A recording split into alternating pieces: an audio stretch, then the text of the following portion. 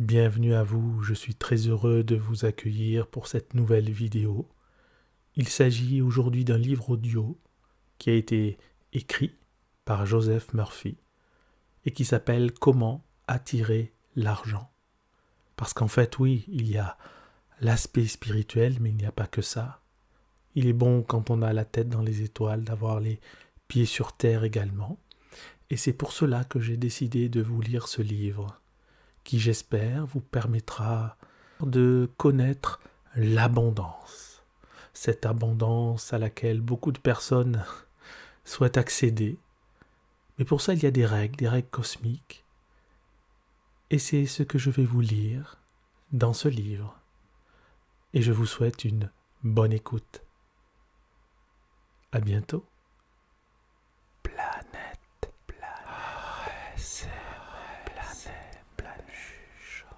chuchote, bienveillance,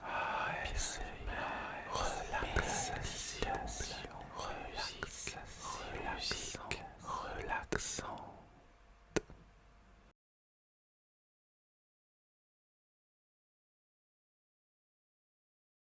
Comment attirer l'argent de Joseph Murphy. Vous avez le droit d'être riche. Vous êtes ici pour mener une vie abondante, pour être heureux, radieux et libre. Vous devriez donc posséder tout l'argent dont vous avez besoin pour que votre vie soit heureuse et prospère. Il n'y a point de vertu dans la pauvreté. C'est une maladie mentale qui doit être extirpée de toute la terre. Vous êtes ici pour croître, pour vous étendre et pour vous épanouir spirituellement, mentalement et matériellement. Vous avez le droit inaliénable de vous exprimer et de vous développer pleinement. Vous devez vous entourer de beauté et de luxe.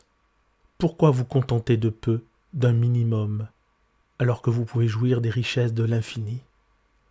En lisant ce livre, vous allez apprendre à vous lier d'amitié avec l'argent. Et vous en aurez toujours en surplus. En désirant être riche, vous aspirez à une vie plus pleine, plus heureuse, plus merveilleuse. C'est une impulsion cosmique, et cela est bon, très bon.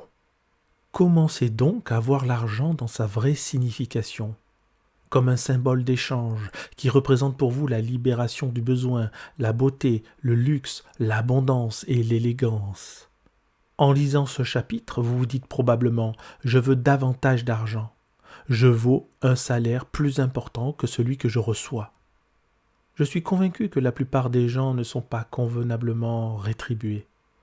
Et l'une des causes pour lesquelles ils n'ont pas davantage d'argent est que, silencieusement, autant qu'ouvertement, ils le méprisent, disant que l'argent est malpropre ou bien que l'amour de l'argent est cause de tous les maux, etc. Une autre des raisons pour lesquelles ils ne sont pas prospères est l'arrière-pensée, le sentiment subconscient que la pauvreté est une vertu. Ce prototype subconscient est généralement dû soit à leur formation première, soit à la superstition, ou bien encore à une fausse interprétation des Écritures. Il n'y a point de vertu dans la pauvreté. C'est une maladie comme n'importe quelle maladie mentale. Si vous étiez physiquement malade, vous vous en inquiéteriez et chercheriez à vous faire soigner. De même, si vous n'avez pas assez d'argent circulant constamment dans votre vie, c'est que quelque chose en vous est radicalement à l'envers. L'argent n'est qu'un moyen d'échange. À travers les siècles, il a pris bien des formes, sel, perles, bibelots de toutes sortes. Dans l'Antiquité, la fortune d'un homme était évaluée par tête de mouton ou de bœuf. Or, de toute évidence, il est bien plus facile de rédiger un chèque que de promener des moutons pour payer nos factures. Dieu ne veut point que vous viviez dans un taudis ni que vous ayez faim. Dieu veut que vous soyez heureux, prospères et plein de succès. Dieu réussit toujours toutes ses entreprises, qu'il crée une étoile ou un cosmos. Peut-être souhaitez-vous faire le tour du monde, étudier les arts dans un pays étranger, vous livrer à des études supérieures ou bien envoyer vos enfants dans une meilleure école que celle qu'ils fréquentent. Sans aucun doute, aspirez-vous à élever vos enfants dans un bel intérieur afin qu'ils apprennent la beauté, l'ordre, la symétrie et les nobles proportions. Vous êtes nés pour réussir, pour vaincre, pour triompher de toutes les difficultés et pour développer toutes vos facultés. Si votre vie présente une lacune pécuniaire, mettez-vous à l'œuvre pour changer cela. Détournez-vous immédiatement de toute croyance superstitieuse à l'égard de l'argent. Ne considérez jamais l'argent comme étant malpropre ou mauvais, car dans ce cas vous lui donneriez des ailes pour s'envoler loin de vous. Souvenez-vous que vous perdez tout ce que vous condamnez. Supposons par exemple que vous trouviez de l'or, de l'argent, du plomb, du cuivre ou du fer dans la terre. Diriez-vous que ces choses sont mauvaises ? Dieu prononça bonne toute chose. Tout le mal vient de l'obscurité de l'entendement de l'homme, de son esprit ignorant, de son interprétation fausse de la vie, de la façon dont il mésuse de la puissance divine. L'uranium, le plomb ou quelque autre métal auraient fort bien pu servir comme argent d'échange. Mais nous nous servons de billets en papier, de chèques, etc. Ces morceaux de papier, ces billets, ces chèques ne sont point mauvais. Les savants et physiciens de nos jours savent que la seule différence entre un métal et un autre est le nombre et le rythme vibratoire des électrons qui tournent autour du noyau central. En bombardant dans un puissant cyclotron les atomes, ils transforment un métal en un autre. L'or, sous certaines conditions, devient du mercure. Sous peu, l'or, l'argent et les autres métaux seront synthétiquement fabriqués dans les laboratoires. Or je ne puis, pour ma part, voir quoi que ce soit de mauvais dans des électrons, des neutrons, des protons et des isotopes. Le billet de papier qui est dans votre poche est composé d'électrons et de protons assemblés autrement que pour les métaux. Leur nombre et leur rythme vibratoire changent. C'est la seule différence qui existe entre le papier et la pièce d'argent qui est dans votre poche. Certains diront « mais on a tué pour avoir de l'argent, on vole pour de l'argent ». Mais le fait que l'argent ait été parfois associé à d'innombrables crimes ne prouve pas qu'il soit mauvais. Si un homme donnait une grosse somme d'argent à un autre pour que ce dernier tue quelqu'un, il se servirait mal de l'argent, l'utilisant dans un but destructeur. Vous pouvez également vous servir de l'électricité aussi bien pour tuer quelqu'un que pour éclairer une maison.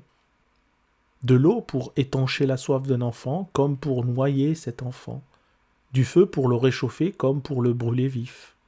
Autre exemple, si vous apportiez de la terre de votre jardin pour la mettre dans votre tasse à café du matin, cela serait mauvais bien sûr. Pourtant, ni la terre ni le café ne le sont. La terre en ce cas est déplacée, sa place est au jardin. De même, si une aiguille se fichait dans votre pouce, cela serait mauvais. L'aiguille ou l'épingle ont leur place sur une pelote et non point dans votre doigt. Nous savons que les forces, les éléments de la nature ne sont point mauvais, selon l'usage que nous en faisons. Ils nous blessent ou nous servent. Voilà tout. Un homme me dit un jour « Je suis sans le sou. Je n'aime point l'argent. L'argent est cause de tous les maux. » Certes, l'amour inconsidéré de l'argent vous déséquilibrera. Vous êtes ici pour vous servir avec sagesse de votre puissance. Certaines personnes aspirent au pouvoir, d'autres à l'argent. Si vous vous dites « je veux de l'argent », rien que cela, je vais me concentrer sur les moyens d'en amasser, rien d'autre ne compte pour moi, vous en obtiendrez et ferez probablement fortune, mais vous aurez oublié que vous êtes ici pour mener une existence équilibrée. Or, l'homme ne vit pas que de pain. Par exemple, si vous appartenez à une religion, à une secte, et que vous en deveniez fanatique, vous excluant de vos amis, de la société, de toute activité sociale, vous deviendrez déséquilibré, inhibé et frustré. La nature exige l'équilibre, mais si tout votre temps est consacré aux choses et aux biens extérieurs, vous serez dépossédé de la paix de l'esprit, de l'harmonie, de l'amour, de la joie, de la santé parfaite. Vous vous apercevez que vous ne pouvez acheter ce qui est vrai. Vous pouvez amasser une fortune et posséder des millions de dollars, cela n'est point mauvais en soi, mais l'amour de l'argent qui exclut tout le reste a pour résultat la frustration, les déceptions et les désillusions. C'est en ce sens que l'argent est cause de votre mal. En faisant de l'argent votre but unique, vous vous trompez dans votre choix. Vous pensez que lui seul vous est nécessaire. pour vous apercevoir ensuite qu'après tous vos efforts, ce n'est pas seulement l'argent dont vous avez besoin. Ce que vous désirez vraiment, c'est votre vraie place dans la vie, la paix de l'esprit et l'abondance. Vous pouvez être à la fois milliardaire et posséder la paix de l'esprit, l'harmonie, la santé parfaite et l'expression de votre divinité. Chacun souhaite l'abondance, cette abondance qui se manifeste par le surplus, et chacun devrait la posséder. Les aspirations, les désirs que nous ressentons pour la nourriture, les vêtements, le foyer, le meilleur moyen de transport, l'expression de nous-mêmes, la procréation et l'abondance nous sont donnés par Dieu. Ils sont divins et bons, mais si nous dirigeons mal ces aspirations et ces désirs, il en résulte le mal et des expériences négatives dans notre vie. L'homme n'a point mauvaise nature, c'est Dieu, la sagesse universelle, la vie qui cherche à s'exprimer à travers vous. Par exemple, un jeune garçon veut faire des études supérieures mais n'a pas d'argent. Il voit autour de lui d'autres adolescents fréquenter les collèges et les universités et son désir s'accroît. Il se dit « Moi aussi je veux être instruit ». Un tel garçon pourrait voler ou détourner de l'argent pour faire ses études. Le désir qui l'animerait serait foncièrement bon, mais il l'aurait mal dirigé en violant les lois de la société, les lois cosmiques de l'harmonie, la règle d'or. Il en souffrirait alors le premier. Cependant, si ce garçon avait connu les lois de l'esprit et ses propres possibilités sans limite, par l'usage de la puissance spirituelle de faire ses études, il serait libre et non en prison. Qui l'aurait mis en prison? Lui-même. L'agent de police qui l'y aurait enfermé n'aurait été qu'un instrument des lois humaines qui l'aurait violé. Il s'est d'abord emprisonné lui-même dans son esprit en volant, en nuisant à autrui. La peur et le complexe de culpabilité ont suivi. La prison de l'esprit a été suivie de celle des murs de briques et de pierre. L'argent est un symbole de l'opulence, de la beauté, du raffinement et de l'abondance de Dieu. Il doit être employé sagement, judicieusement et constructivement pour bénir d'innombrables façons l'humanité. Ce n'est qu'un symbole de la santé économique de la nation. Lorsque votre sang circule librement, vous êtes en bonne santé. Lorsque l'argent circule librement dans votre vie, vous êtes économiquement sain. Lorsque l'on commence à thésauriser, à mettre l'argent dans les boîtes de fer en tremblant de peur, il y a la maladie économique. Le krach boursier de 1929 fut une réelle panique psychologique. La peur s'empara de tous les esprits. Ce fut une sorte d'envoûtement négatif, d'hypnose collective. Nous vivons dans un monde subjectif et objectif. Nous ne devons pas négliger les nourritures spirituelles, la paix de l'esprit, l'amour, la beauté, l'harmonie, la joie et la gaieté. La connaissance de la puissance spirituelle est le moyen qui mène à la route royale des richesses de toutes sortes, que votre désir soit d'ordre spirituel, mental ou matériel. Celui qui étudie les lois de l'esprit du principe spirituel sait parfaitement bien qu'en dépit de la situation économique, des fluctuations de la bourse, des grèves, des guerres ou d'autres conditions et circonstances, il sera toujours largement pourvu, quelle que soit la forme que puisse prendre la monnaie d'échange. La raison en est qu'il demeure dans la conscience de la richesse. Il a convaincu son esprit que la richesse coule librement à jamais dans sa vie, et que toujours il y a un surplus divin. S'il y avait demain une guerre et que toutes les valeurs de cet étudiant de la vérité soient réduites à néant, comme ce fut le cas des marques allemands après la Première Guerre mondiale, il continuerait à s'attirer la richesse et à être pourvu, quelle que soit la forme que prendrait la nouvelle monnaie. La richesse est le produit d'un esprit qui s'attend à voir couler la provision divine éternellement. Celui qui sait penser scientifiquement considère l'argent ou la richesse comme une marée qui se retire mais revient toujours. La marée ne s'arrête jamais. Il en sera de même de l'abondance pour celui qui fait confiance à l'immortelle et inchangeable présence qui est omniprésente et qui s'écoule sans cesse. Celui qui connaît le mécanisme du subconscient ne s'inquiète jamais par conséquent de la situation économique, des paniques en bourse, de la dévaluation ou de l'inflation de la monnaie, puisqu'il demeure dans la conscience de l'éternelle providence de Dieu. Un tel être est toujours pourvu et protégé par cette immanente présence. Considérez les oiseaux, car ils ne sèment ni ne moissonnent, ni ne rangent les moissons dans les granges, et pourtant votre Père céleste les nourrit. Ne valez-vous pas beaucoup plus qu'eux? Tandis que vous communiquez avec la divine présence, affirmant et sentant qu'elle vous conduit et vous guide dans toutes vos voies, qu'elle est une lampe pour vos pieds et une lumière sur votre route, vous êtes divinement enrichi et pourvu au-delà de vos rêves les plus incroyables. Voici un moyen simple pour imprimer sur votre subconscient l'idée de la provision constante de la richesse. Détendez-vous, calmez les rouages de votre esprit, laissez-vous aller et immobilisez votre attention. Entrez dans un état somnolent, méditatif. Cela aura pour effet de réduire au minimum l'effort. Tranquillement, réfléchissez alors aux simples questions suivantes. D'où viennent les idées? D'où vient la richesse? D'où venez-vous vous-même? D'où sont venus votre cerveau et votre esprit? Vous serez ainsi ramené à l'unique source. Vous êtes à présent prêt à effectuer un travail spirituel. Votre intelligence ne se cabrera plus à l'idée que la richesse est un état d'esprit. Répétez lentement pendant 4 à 5 minutes, 3 ou 4 fois par jour, la petite phrase suivante, doucement, particulièrement au moment de vous endormir. L'argent circule à jamais librement dans ma vie et il y a toujours un surplus divin. En faisant cela régulièrement et systématiquement, l'idée de la richesse va atteindre les profondeurs de votre esprit et vous développerez en vous-même la conscience de la richesse. La répétition mécanique, passive, ne suffirait point à établir en vous l'état de conscience de la richesse. Vous devez commencer à sentir la vérité de ce que vous affirmez.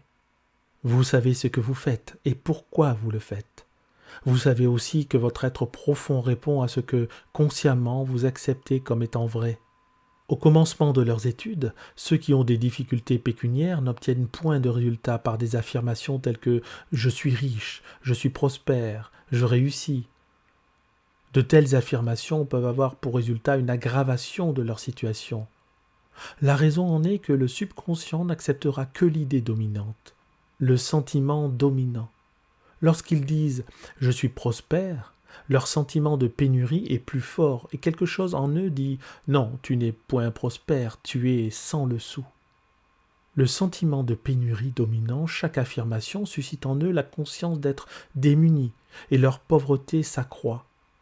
Le moyen pour les novices de surmonter cet état de choses est d'affirmer ce sur quoi conscient et subconscient doivent s'accorder.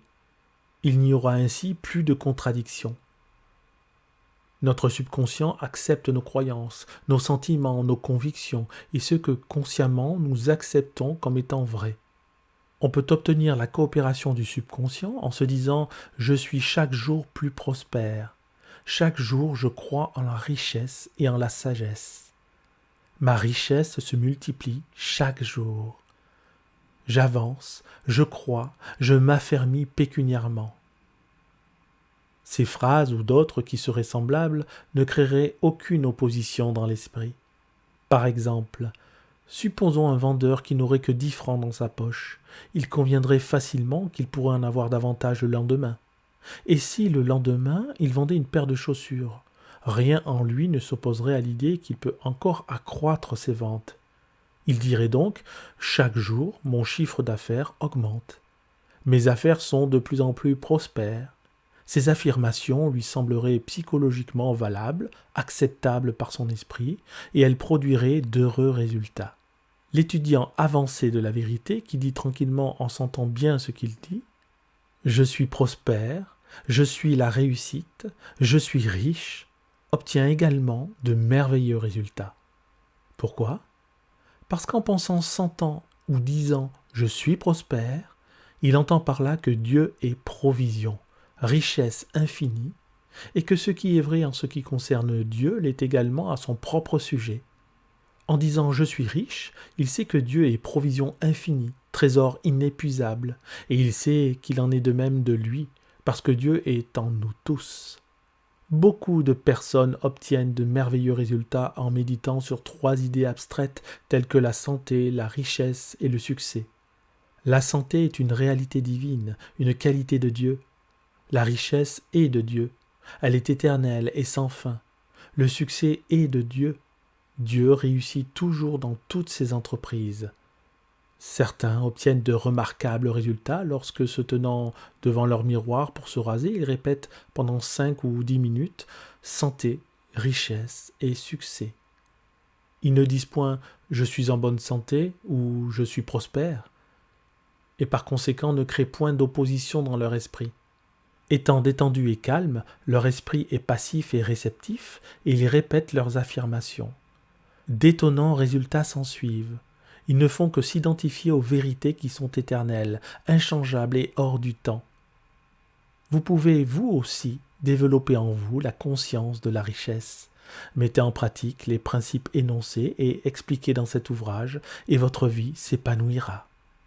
Il y a bien des années, je connus en Australie un jeune garçon qui désirait être chirurgien, mais qui n'avait pas d'argent pour faire ses études. Il n'avait pas même son baccalauréat.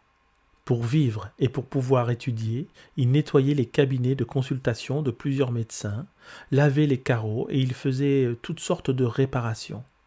Il me dit que chaque soir, en s'endormant, il visualisait sur le mur de sa chambre un diplôme qui portait son nom en grosses lettres. Ayant l'habitude de nettoyer les verres qui recouvraient les diplômes des médecins chez lesquels il travaillait, il lui était facile de reproduire un diplôme dans son esprit et de maintenir sur lui son attention.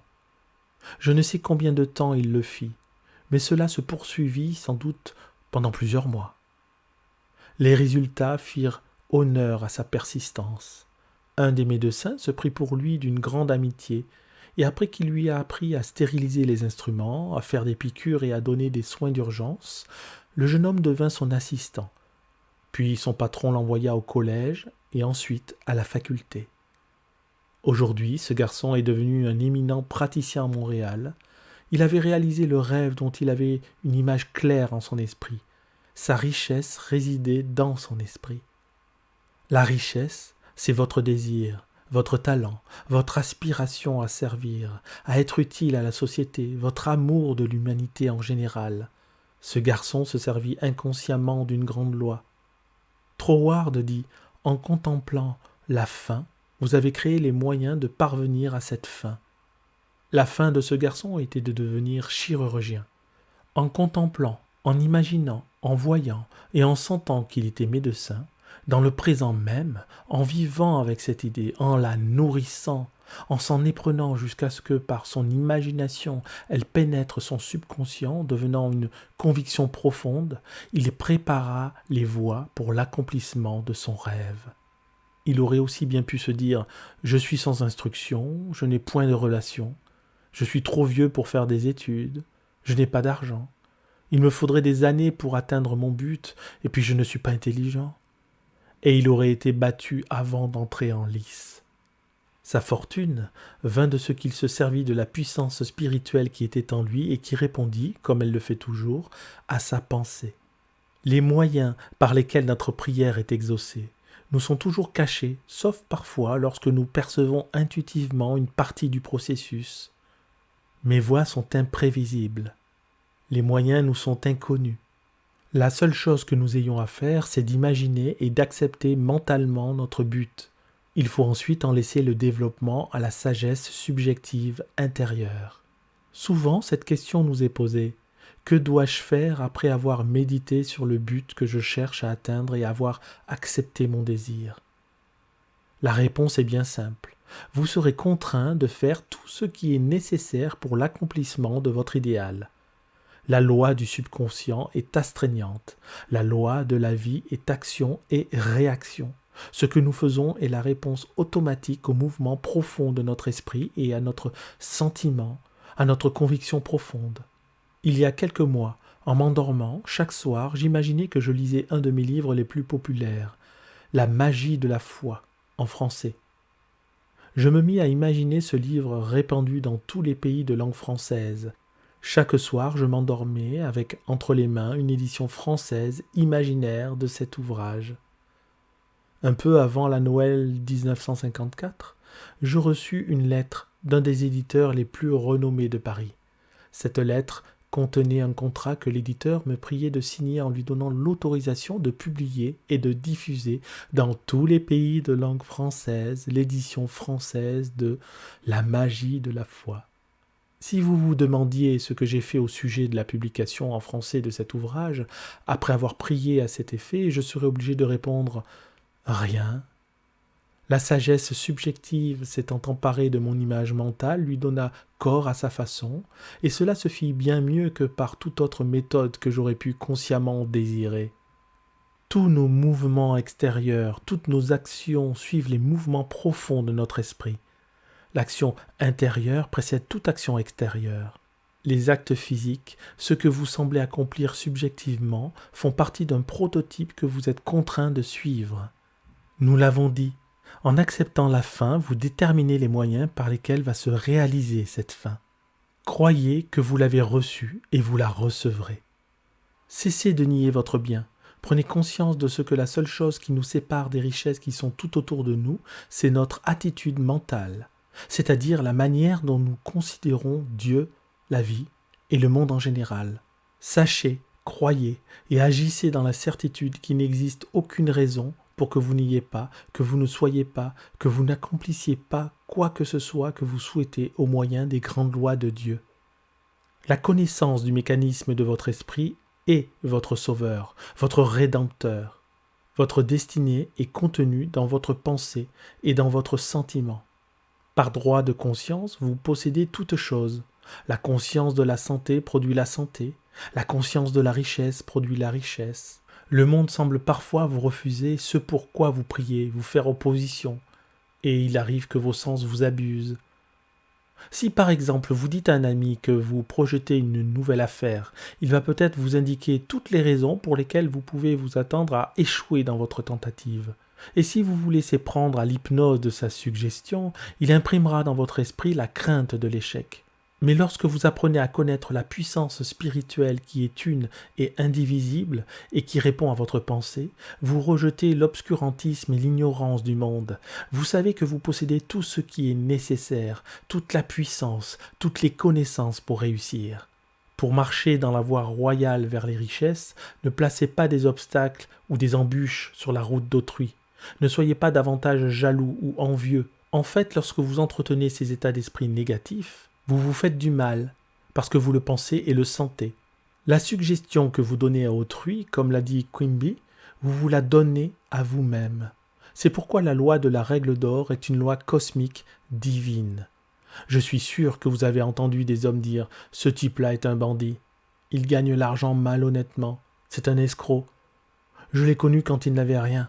C'est un voleur, un gangster. » Si vous étudiez celui qui parle ainsi, vous vous apercevez qu'il est habituellement dans le besoin ou bien qu'il est en proie à quelques besoins pécuniaires ou à quelques maladies.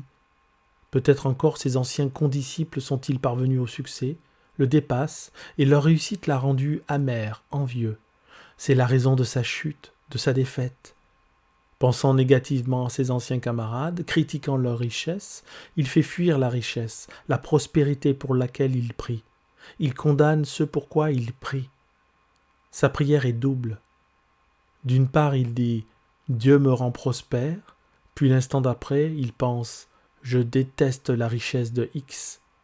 Prenez soin de bénir autrui, de vous réjouir de sa prospérité et de son succès. Ce faisant, vous vous bénissez, vous vous enrichissez vous-même. Si, étant à la banque, vous voyez votre concurrent déposer 20 fois plus que vous, ou que vous le voyez déposer 10 000 $, réjouissez-vous, soyez heureux de voir l'abondance de Dieu se manifester à travers un de ses fils. Ainsi, vous bénissez et exaltez ce pourquoi vous priez. Ce que vous bénissez, vous le multipliez. Ce que vous condamnez, vous le perdez. Si vous travaillez dans une grande société et que, silencieusement, vous pensez que vous êtes mal payé, que vous n'êtes point convenablement apprécié, que vous méritez plus d'argent et plus de considération, vous êtes en train de vous séparer subconsciemment de cette entreprise. Vous mettez en marche une loi, et lorsque le directeur ou le chef du personnel vous dit « Nous devons nous priver de vos services », c'est vous-même que vous congédiez. Le directeur n'a été que l'instrument par lequel votre propre état de conscience négative s'est affirmé, le porteur du message que vous avez conçu comme étant vrai à votre sujet. Cela est un exemple de la loi d'action-réaction, de cause à effet. La cause fut le mouvement profond de votre esprit, la réaction, la réponse du monde extérieur se conformant à votre pensée profonde. En lisant cela, vous pensez peut-être à quelque individu prospère qui doit sa fortune au fait qu'il a dépouillé ou frustré autrui, en lui faisant faire de mauvais placements, etc. Lorsque nous volons, trompons ou frustrons autrui, c'est nous-mêmes que nous dépouillons, c'est à nous-mêmes que nous nuisons. Pour agir ainsi, il faut d'abord avoir un état de conscience de pauvreté qui ne peut que nous attirer des pertes. Pour voler autrui, il faut avoir la conscience, la peur de manquer. Et ces pertes peuvent venir de diverses façons. Perte de la santé, du prestige, de la paix de l'esprit, de la position sociale, maladie dans la famille, mauvaises affaires. La réaction ne sera pas nécessairement une perte d'argent. N'est-ce pas merveilleux de mettre le soir la tête sur l'oreiller, surtout si l'on est en paix avec le monde tout entier, si on a le cœur rempli de bonne volonté envers tous les humains? Il est des hommes qui ont accumulé l'argent improprement, en trompant, en escroquant. Quel est le prix de ces tristes agissements? Parfois une maladie mentale ou physique, des complexes de culpabilité, des insomnies, des peurs cachées. Comme un homme me l'a dit, oui, j'ai brutalement écrasé ceux qui me gênaient. J'ai obtenu ce que je voulais et en même temps le cancer. Il comprenait qu'il s'était enrichi, malheureusement. Pourtant, on peut être riche et prospère sans faire de mal à quiconque. Bien des gens se volent eux-mêmes. Ils se dérobent la paix de l'esprit, la santé, la joie, l'inspiration, le bonheur et le rire de Dieu. Ils ont beau dire qu'ils n'ont jamais volé, cela n'est point vrai. Chaque fois que nous sommes jaloux ou envieux de la richesse et du succès d'autrui, nous nous dépouillons nous-mêmes, car ce sont là des voleurs tels que ceux dont Jésus débarrassa le temple. De même devons-nous les chasser impitoyablement. Ne leur permettons pas de vivre en notre esprit. Décapitons-les avec le glaive de la pensée juste et du sentiment pur. Je me souviens d'avoir lu, dès les premiers jours de la guerre, qu'une femme avait fait le tour de toutes les épiceries pour acheter tout le café qu'elle pouvait trouver. Elle savait qu'il allait être rationné et craignant d'en manquer, elle mit sa réserve dans sa cave et, le soir même, se rendit à l'église. Pendant son absence, des cambrioleurs pénétrant chez elle emportèrent non seulement sa réserve de café, mais de l'argenterie, de l'argent, des bijoux et d'autres bibelots. Cette femme dit ce que tous ses semblables disent. Pourquoi cela m'est-il arrivé tandis que j'étais à l'église? Je n'ai jamais volé personne. Et pourtant, n'était-elle pas dans la conscience de la pénurie et de la peur lorsqu'elle se mit à faire ses réserves illicites de café? Cet état d'esprit, cette peur de manquer lui avait attiré la perte de ses biens. Elle n'avait pas eu besoin de vider une caisse, de voler une banque. Sa peur de la pénurie avait provoqué la pénurie. Voilà pourquoi tant de personnes que la société appelle de bons citoyens sont victimes de vol. Au sens mondain du mot, ils sont bons, c'est-à-dire qu'ils payent leurs impôts, respectent les lois, vont voter, font des dons charitables, mais ils sont jaloux des richesses d'autrui, de sa fortune ou de sa position sociale. S'ils ont le désir secret de s'approprier ce qui ne leur appartient point, cette attitude est très nettement un état de pénurie et peut leur attirer charlatans ou escrocs qui les dépouilleront dans leurs affaires. Avant que le voleur ne nous vole, nous nous sommes volés nous-mêmes. Il faut qu'il y ait un voleur intérieur pour que le voleur extérieur apparaisse. Certains ont des complexes de culpabilité et s'accusent constamment. J'ai connu un tel homme, très honnête caissier de banque. Il ne volait point, mais avait une liaison et à cause d'elle frustrait sa famille. Il vivait dans la crainte d'être découvert. Il en résulta un profond sentiment de culpabilité. La peur fait suite à la faute. La peur entraîne la contraction des muscles et des muqueuses. Cet homme ne tarda pas à être en proie à une sinusite aiguë, et les médicaments ne le soulageaient que temporairement. Il vint me consulter, et je lui donnai l'explication de son mal, lui disant que la guérison consistait à se débarrasser de sa liaison illégitime. Il répondit qu'il ne le pouvait pas, que cette femme était la femme de sa vie, la compagne de son âme, qu'il avait essayé sans y parvenir de se séparer d'elle. Il se condamnait et s'accusait sans cesse. Un jour, il fut accusé par un des directeurs de la banque d'avoir détourné des fonds. La situation était grave, tout semblant le confondre. Pris de panique, il comprit que la seule raison pour laquelle il était injustement accusé était le fait de s'être accusé et condamné lui-même. Il comprit le mécanisme de la pensée. S'accusant intérieurement, il était accusé à l'extérieur. Sous le coup du choc de l'accusation de détournement, il rompit avec sa maîtresse et se mit à prier pour l'harmonie divine et pour que la lumière se fasse entre son directeur et lui, disant « Rien n'est caché qui ne doive être découvert. La paix de Dieu règne, suprême dans l'esprit et dans le cœur de tous ceux qui m'entourent. » La vérité éclata, on découvrit le coupable et l'accusé comprit que seule la prière l'avait sauvé de la prison. La grande loi nous dit « Comme tu veux qu'autrui pense à ton sujet, pense à lui de même. » Les sentiments que tu voudrais qu'autrui nourrisse à ton égard, nourris-les aux siens. Dites donc de tout votre cœur « Je souhaite pour tous les hommes ce que je souhaite pour moi-même. » Le vœu sincère de mon cœur est donc la paix, l'amour, la joie, l'abondance et les bénédictions de Dieu pour tous. Réjouissez-vous du progrès et de l'avancement de la prospérité de tous. Ce que vous revendiquez pour vous-même, revendiquez-le pour tous les êtres. Si vous priez pour le bonheur et pour la paix de l'esprit, que ce soit dans la paix et le bonheur de tous. Ne faites rien pour priver autrui de joie, c'est vous-même qui vous dépouillerez. Ce qui sert autrui vous sert également. Si quelqu'un reçoit de l'avancement dans l'entreprise pour laquelle vous travaillez, soyez-en heureux et content. Félicitez-le, réjouissez-vous de son avancement et de la considération dont il est l'objet. Si vous en éprouvez du dépit ou de la colère, vous vous nuisez à vous-même. Ne faites rien qui puisse retirer à autrui le droit que Dieu lui a donné au bonheur, au succès, à la réussite, à l'abondance et à toute bonne chose. Jésus dit « Amassez-vous des trésors dans le ciel, où ni les vers ni la rouille ne détruisent, et où les voleurs ne percent ni ne dérobent. » La haine et le ressentiment pourrissent et corrodent le cœur. Il en résulte que nous sommes pleins de toxines, d'impuretés, de poisons. Les trésors du ciel sont les vérités de Dieu que nous possédons en notre âme. Remplissez votre esprit de paix, d'harmonie, de foi, de joie, d'honnêteté, d'intégrité, de bienveillance et de douceur. Vous vous amasserez ainsi des trésors dans les cieux de votre propre conscience. Si vous avez besoin de sagesse pour faire des placements, si vous êtes inquiet au sujet de vos valeurs, dites tranquillement « L'intelligence infinie gouverne et protège mes transactions financières et tout ce que j'entreprends prospère. » Dites-le fréquemment. Vous verrez que vos placements seront sagement faits. De plus, vous serez immunisé contre les pertes, car vous saurez vendre vos valeurs avant d'en souffrir. Dites chaque jour la prière suivante pour votre foyer, vos affaires et vos biens.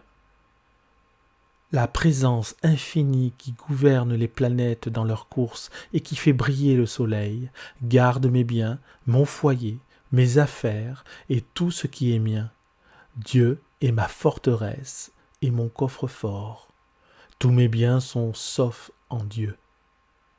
En vous remémorant chaque jour cette grande vérité et en observant les lois de l'amour, vous serez toujours guidé, protégé et enrichi de toutes les façons. Vous ne souffrirez jamais de perte, car vous avez choisi pour conseiller et pour guide le Très-Haut. L'amour de Dieu vous entoure, vous enveloppe, et cela à tout instant. Vous reposez dans les bras éternels de Dieu.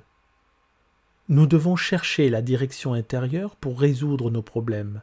S'il s'agit pour vous d'un problème financier, répétez-vous en vous endormant le soir « Je vais dormir en paix. J'ai remis cette affaire à la sagesse divine qui est en moi. Elle connaît la réponse. Tout comme le soleil se lèvera demain matin, ma réponse sera ressuscitée. Je sais que le soleil ne manque point de se lever. » Puis, endormez-vous. Ne vous inquiétez jamais au sujet d'un problème. Ne vous agitez pas. La nuit porte conseil. Dormez dessus. Votre intellect ne peut résoudre tous vos problèmes. Priez pour la lumière qui va venir. Souvenez-vous que toujours le jour se lève, alors les ténèbres s'enfuient. Que votre sommeil de chaque nuit soit celui de la félicité, du contentement. Vous n'êtes point victime des circonstances, à moins que vous ne le croyiez. Vous pouvez vous élever jusqu'à surmonter toutes les circonstances, toutes les conditions. Votre vie se transformera si vous vous maintenez sur le roc de la vérité spirituelle, fidèle à vos désirs, à vos desseins profonds. Les directions des grands magasins emploient des détectives privés pour éviter le vol. Ceux-ci arrêtent chaque jour un certain nombre de personnes qui essaient d'obtenir quelque chose pour rien. Tous ces gens-là vivent dans une conscience de pénurie et de limitation et se volent eux-mêmes, s'attirant en même temps toutes sortes de pertes. Ils manquent de foi en Dieu, ignorant le mécanisme de leur propre esprit. S'ils priaient pour être dirigés vers leur vraie place, pour être l'expression divine et pour sa provision par l'honnêteté, l'intégrité et la persévérance, ils s'honoreraient et seraient honorés par la société tout entière. Jésus dit: « Car les pauvres sont toujours avec vous, mais vous ne m'avez pas toujours. » Les états de conscience pauvres sont toujours avec nous, en ce sens que quel que soit le degré de votre fortune actuelle, il reste encore un désir dans votre cœur. Cela peut être un problème de santé, un fils ou une fille bien-aimés qui ont besoin de directives spirituelles, ou bien c'est l'harmonie qui manque à la maison. Par ces états, vous êtes pauvre.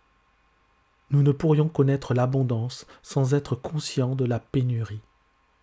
J'en ai choisi 12, et l'un de vous est un démon. Qu'il s'agisse du roi d'Angleterre ou d'un petit mendiant, nous naissons tous dans les limitations et l'ignorance de l'entendement collectif. C'est par ces limitations que nous croissons. Nous ne pourrions jamais découvrir la puissance intérieure sans les problèmes et les difficultés que sont nos états de pauvreté qui nous aiguillonnent vers la recherche de la solution. Nous ne connaîtrions point la joie si nous étions incapables de verser une larme. Pour chercher la libération et monter jusqu'à l'opulence de Dieu, il faut connaître la pauvreté. Les états de pauvreté tels que la peur, l'ignorance, le souci, la pénurie et la douleur ne sont point mauvais. Lorsque vous êtes en proie à la souffrance, que tout semble s'acharner contre vous, lorsque votre cœur déchiré dit « Pourquoi cela m'arrive-t-il ? Pourquoi cette malchance s'acharne-t-elle sur moi ?» La lumière se fera dans votre esprit. Par la souffrance, la douleur ou la misère morale, vous découvrirez la vérité qui vous libérera. Doux sont les moyens de l'adversité, tel un crapaud repoussant et vénéneux qui vous porte pourtant un joyau précieux sur le front. À travers l'insatisfaction, nous sommes conduits à la satisfaction. Tous ceux qui étudient les lois de la vie ont été des insatisfaits, ayant eu quelques problèmes ou quelques difficultés qu'ils ne parvenaient point à résoudre, ou bien les réponses humaines aux énigmes de la vie ne les satisfaisaient pas. C'est dans la présence de Dieu en eux-mêmes, la perle de grand prix, la pierre précieuse, qu'ils ont trouvé leur réponse. La Bible dit « J'ai cherché l'Éternel et je l'ai trouvé, et il m'a délivré de toutes mes craintes. » En réalisant vos ambitions et vos désirs, vous serez satisfait, mais pour un temps seulement. Puis, à nouveau, vous sentirez le besoin de vous dépasser. La vie cherche toujours à s'exprimer à travers vous sur des sommets toujours plus hauts. Lorsqu'un désir est satisfait, un autre apparaît, et ainsi jusqu'à l'infini. Vous êtes ici pour croître. La vie est progression, elle n'est point statique. Vous êtes ici pour aller de gloire en gloire. Il n'y a point de fin, car il n'est point de fin à la gloire de Dieu. Nous sommes tous pauvres, en ce sens que nous cherchons éternellement davantage de lumière, de sagesse, de bonheur, de joie plus grande dans notre vie. Dieu est infini, et jamais vous ne pourriez épuiser l'éternité de gloire, de beauté et de sagesse qui est en vous. Vous êtes merveilleux à ce point. Dans l'absolu, tout est accompli, mais dans le monde relatif, nous devons nous éveiller à cette gloire qui était notre avant que le monde fût. Si sage que vous soyez, vous recherchez davantage de sagesse, vous êtes donc encore pauvre. Si intelligent et si bien informé que vous soyez dans le domaine des mathématiques, de la physique ou en astronomie, vous ne faites que gratter la surface, vous êtes encore pauvre. Vous vous dirigez toujours en avant, plus haut vers Dieu. C'est un processus de réveil par lequel vous prenez conscience de ce que la création est terminée. Lorsque vous comprenez que Dieu n'a ni à apprendre, à croître, à s'étendre ou à s'épanouir, vous vous éveillez peu à peu du rêve des limitations et devenez vivant en Dieu. À mesure que les écailles de la peur, de l'ignorance, des croyances et de l'hypnose collective tombent de vos yeux, vous commencez à voir comme Dieu voit. Les zones d'ombre s'évanouissent, vous commencez à voir le monde tel que Dieu le fit, car vous le voyez à travers ses yeux. C'est alors que vous dites « Voici, le royaume des cieux est proche ». Nourrissez le pauvre qui est en vous. Vêtez les idées nues et donnez leur forme en croyant à la réalité de l'idée, vous en remettant au grand fabricant qui vous anime pour qu'il la revête de forme et d'objectivité. C'est ainsi que la parole, l'idée, deviendra chair, prendra forme.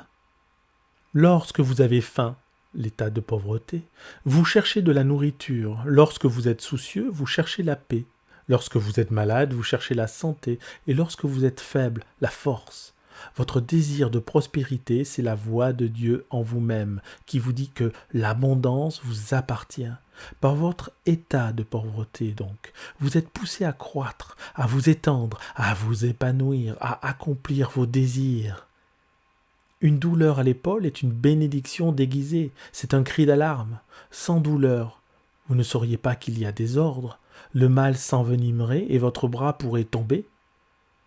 La douleur est le système d'alarme prévu par Dieu pour vous dire de rechercher sa paix et sa puissance curative, de quitter les ténèbres pour la lumière. Lorsque vous avez froid, vous faites du feu. Lorsque vous avez faim, vous mangez. Si vous êtes dans le besoin, entrez dans l'état d'esprit de l'opulence et de l'abondance. Imaginez la solution et réjouissez-vous-en. Lorsque vous imaginez la fin que vous souhaitez, au point de sentir qu'elle est atteinte, vous avez déterminé les moyens de sa réalisation. Lorsque vous avez peur ou que vous êtes soucieux, nourrissez votre esprit des grandes vérités de Dieu qui ont survécu au temps et qui sont éternelles. Vous pouvez recevoir du réconfort, par exemple en méditant des grands psaumes. « L'Éternel est mon berger, je ne manquerai de rien. Dieu est mon refuge et mon salut, de qui aurais-je crainte ? Dieu est un secours qui ne manque jamais dans la détresse. Mon Dieu, en qui je place toute ma confiance, il me couvrira de ses plumes et je trouverai asile sous ses ailes. Un avec Dieu est une majorité. Si Dieu est pour moi, qui sera contre moi ? Je puis tout par le Christ qui me fortifie. Que les vibrations curatives de ces vérités inondent votre esprit et votre cœur. Vous chasserez de votre esprit toutes vos craintes, vos doutes, vos soucis par ce processus méditatif. Absorbez une autre grande vérité spirituelle. Un cœur joyeux fait un visage serein. Un cœur joyeux festoie sans cesse. Un cœur joyeux est un bon remède, mais un esprit abattu dessèche les eaux. C'est pourquoi je t'exhorte à ranimer le don de Dieu qui est en toi. Commencez dès maintenant à ranimer en vous-même le don de Dieu en rejetant complètement le témoignage des sens, la tyrannie, le despotisme de l'entendement collectif et reconnaissez pleinement la puissance spirituelle qui est en vous comme étant la seule cause, la seule puissance et la seule présence. Prenez conscience de ce qu'elle est une puissance sensible et bénéfique. Approchez-vous d'elle et elle se rapprochera de vous. Tournez-vous vers elle avec une assurance, une confiance, un amour plein de ferveur. Elle vous répondra par l'amour, la paix, les directives et la prospérité. Elle sera votre consolateur, votre guide, votre conseiller et votre Père céleste. Vous direz alors « Dieu est amour ». Je l'ai trouvé et il m'a vraiment délivré de toutes mes craintes. De plus, vous vous trouverez dans les verts pâturages où l'abondance et toutes les richesses de Dieu couleront à travers vous. Dites-vous souvent et joyeusement pendant toute la journée « Je marche tout le jour dans la conscience de la présence de Dieu. Sa plénitude coule à travers moi à chaque instant et remplit tous les vases vides de ma vie. » Lorsque vous êtes tout rempli du sentiment d'être ce à quoi vous aspirez, votre prière est exaucée. Tous les vases de votre vie sont-ils pleins ? Êtes-vous pleinement satisfait de votre santé, de l'état de vos finances ? Avez-vous tout l'amour que vous souhaitez? La parfaite expression de vous-même? Sur ces 4 points essentiels et qui résument tout ce que vous cherchez, êtes-vous comblé? Si vous dites « tout ce que je demande c'est la vérité », c'est-à-dire la sagesse, vous exprimez le désir de tous les hommes. C'est à cela que tous aspirent, bien qu'ils l'expriment parfois différemment. La vérité et la sagesse sont le désir dominant de tout homme. Tous souhaitent exprimer Dieu de plus en plus, ici même, dès à présent. Vous parvenez à la lumière de Dieu par vos tribulations, vos limitations, vos besoins, vos problèmes. Et vous vous découvrez vous-même. Il n'est pas d'autre moyen pour ce faire. Si vous ne pouviez vous servir de vos pouvoirs de 2 façons, vous ne vous découvririez jamais. Pas plus que vous ne pourriez déduire la loi qui vous gouverne. Si vous étiez contraint d'être bon, contraint d'aimer, ce ne serait pas l'amour. Vous ne seriez qu'un automate. Vous avez la liberté d'aimer parce que vous pouvez donner ou refuser l'amour. N'êtes-vous point flatté quand une femme vous dit qu'elle vous aime, qu'elle souhaite que vous soyez à elle? Elle vous a choisi parmi tous les hommes de la terre, elle n'est point obligée de vous aimer, et si elle y était contrainte, vous n'en seriez ni flatté, ni heureux. Vous êtes libre d'être un criminel ou un saint. C'est la raison pour laquelle nous louons pour leur choix certains hommes qui ont décidé d'opter pour le bien. Si nous croyons que les circonstances, les conditions, les événements, l'âge, la race, la formation religieuse ou familiale peuvent nous empêcher de vivre une vie heureuse et prospère, nous sommes des voleurs, les voleurs de notre propre joie. Tout ce qui est nécessaire pour exprimer le bonheur et la prospérité, c'est de se sentir heureux et prospère. Le sentiment de la richesse produit la richesse. Nos états de conscience s'extériorisent. Voilà pourquoi il est dit « Tous ceux qui m'ont précédé, le sentiment, sont des voleurs. Le sentiment est la loi est le sentiment. » Votre désir de prospérité est en réalité la promesse de Dieu qui vous dit que ces richesses sont vôtres. Acceptez cette promesse sans aucune réserve mentale. Quimby, qui fut le père de la métaphysique moderne, comparait la prière à l'action de l'avocat qui plaide devant un juge. Ce maître qui enseignait les lois de l'esprit disait qu'il pouvait prouver que l'accusé n'était point coupable, mais victime de mensonges et de fausses croyances. Vous êtes le juge, vous rendez votre propre verdict et vous vous libérez vous-même. Les pensées négatives de besoin, de pauvreté, d'échec sont toutes fausses. Ce sont des mensonges, rien ne les justifie. Vous savez qu'il n'y a qu'une puissance spirituelle, une cause première, et par conséquent, vous cessez de donner pouvoir aux conditions, aux circonstances et aux opinions des hommes. Donnez donc tout pouvoir à la puissance spirituelle qui est en vous, sachant qu'elle répondra à votre pensée d'abondance et de prospérité.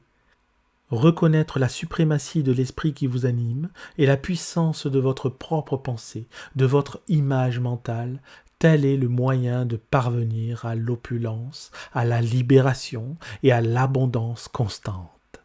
Acceptez en votre esprit la vie abondante. Votre acceptation mentale et votre attente de la richesse portent en elles leurs propres mathématiques et leurs moyens d'expression. Tandis que vous entrez dans l'état de conscience de l'opulence, tout ce qui est nécessaire à la vie abondante se manifestera. Vous êtes le juge qui prononce sa décision devant le tribunal de votre esprit. Comme Quimby, vous avez apporté le témoignage indiscutable de son fonctionnement et vous vous êtes libéré de la peur. Vous avez décapité toutes les pensées de peur, toutes les superstitions en votre esprit. La peur est le signal qui doit nous pousser à l'action.